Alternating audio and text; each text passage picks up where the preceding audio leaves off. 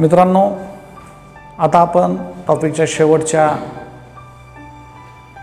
पार्टकडे आहोत. आपण अत्यंत महत्त्वाची असलेली सेल डिव्हिजन इथं शिकणार आहोत. ही महत्त्वाची सेल डिव्हिजन जी आहे ते आहे meiosis. Meiosis occurs in reproductive और जर्म सेल्स. मिओसिस जे आहे हे मिओसिस रिप्रोडक्टिव्ह किंवा जर्म सेल्समध्ये घडणारी इव्हेंट आहे. आपल्या शरीरामधल्या सोमॅटिक सेलमध्ये घडणारं जे सेल डिव्हिजन आहे हे आहे मायटोसिस आणि रिप्रोडक्टिव्ह किंवा जर्म सेल्समध्ये घडणारं जे सेल डिव्हिजन आहे हे आहे meiosis. Meiosis is also important because when meiosis occurs in a reproductive cells, chromosome number is reduced to half in daughter cells. Meiosis हे अत्यंत महत्त्वाची सेल डिव्हिजन आहे. का महत्त्वाची आहे? त्याचं कारण असं आहे की ज्या रिप्रोडक्टिव्ह सेल्समध्ये जेवढे क्रोमोझोम्स आहेत, for example again we take the example of human cells. In human cells, 46 chromosomes are present. When in a reproductive cells or a germ cells, meiosis occurs. In newly formed cells, only 23 chromosomes are present.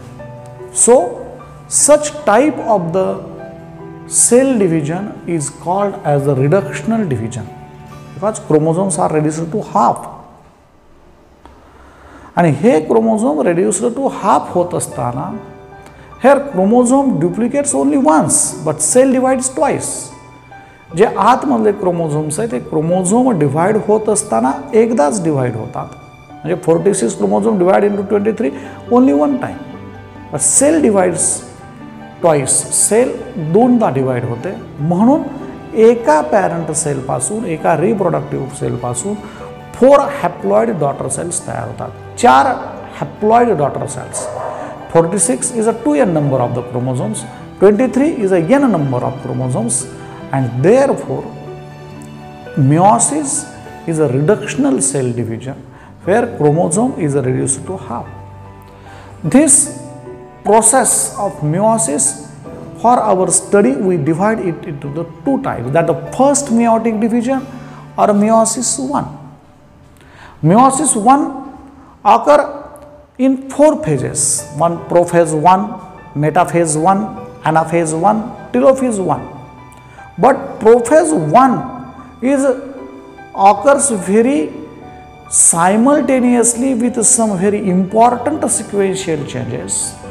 प्रोफेजचे आपण आपल्या अभ्यासासाठी जे बदल घडतायत ते 5 स्टेजेसमध्ये बदल केले. First is leptotene, second zygotene, third pachytene, fourth diplotene, fifth diakinesis. ह्या प्रोफेजमध्ये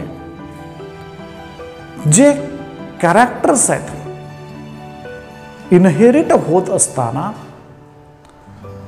त्यांचं रिकॉम्बिनेशन घडतं, व्हेरिएशन घडतं. म्हणजे मी माझ्या आईवडिलांसारखा दिसतो पण काही कॅरेक्टर्स माझ्याकडे नवीन पण आहेत. हे जे रिकॉम्बिनेशन्स आहेत हे रिकॉम्बिनेशन्स ह्या मिओसिस 1च्या प्रोफेज 1 मध्ये घडतात.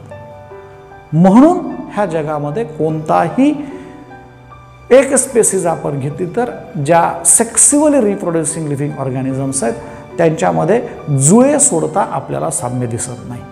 आणि म्हणून ह्या इथे प्रोफेज 1 ही महत्त्वाची आहे.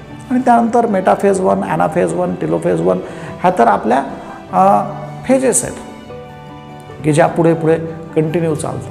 ह्या इथं 46 क्रोमोझोम्स सेपरेट होत असताना ते 23 chromosomes towards one pole, 23 chromosomes towards the opposite pole, अशा प्रकारची प्रक्रिया तिथे चालते. आणि मग एका सेलपासून 2 सेल तयार होतात. ह्या 2 डॉटर सेल्समध्ये आता 23 म्हणजे निम्मे क्रोमोझोम्स आहेत. आणि परत ह्या ज्या दोन्ही सेल्स आहेत परत सेल डिव्हिजन घडवून आणतात.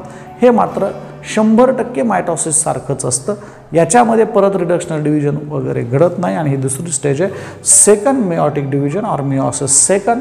ही मिओसिस सेकंड घडत असताना मायटॉसिस सारखीच घडते, पण ही मिओसिसचा पार्ट आहे म्हणून आपण त्याच्या त्या स्टेजेसला नाव दिलं आहे prophase second, metaphase second, anaphase second, telophase second. आणि हे मिओसिस घडत आहे.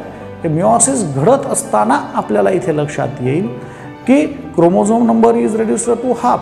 का half? Because in sexually reproducing organism there is a union of the two different gametes. आणि मग हे जर दोन वेगवेगळ्या प्रकारचे गॅमेट्स एकत्र येत असतील आणि जर समजा 46 आले तर 92 क्रोमोझोम्स तयार होतील आणि एक नवीन काहीतरी क्रोमोझोम्सचे किंवा काहीतरी स्पेसिस तयार होईल आणि त्यामुळं त्या स्पेसिसमधला क्रोमोझोम नंबर रिस्टोअर होण्यासाठी इथे 46 क्रोमोझोम 23 मध्ये डिवाइड होणं गरजेचं आहे. मग 23 chromosome with mail gamete, 23 chromosomes with female gamete union होतील आणि मग आपल्याला सांगता येईल की 46 क्रोमोझोम नंबर त्यांच्यात होईल आणि 46 क्रोमोझोम नंबर हा त्यांच्यात रिस्टोअर होईल आणि त्या स्पेसिसचे जे कॅरेक्टरिस्टिक आहेत ते मेंटेन होतील आणि म्हणून ही मिओसिस आहे.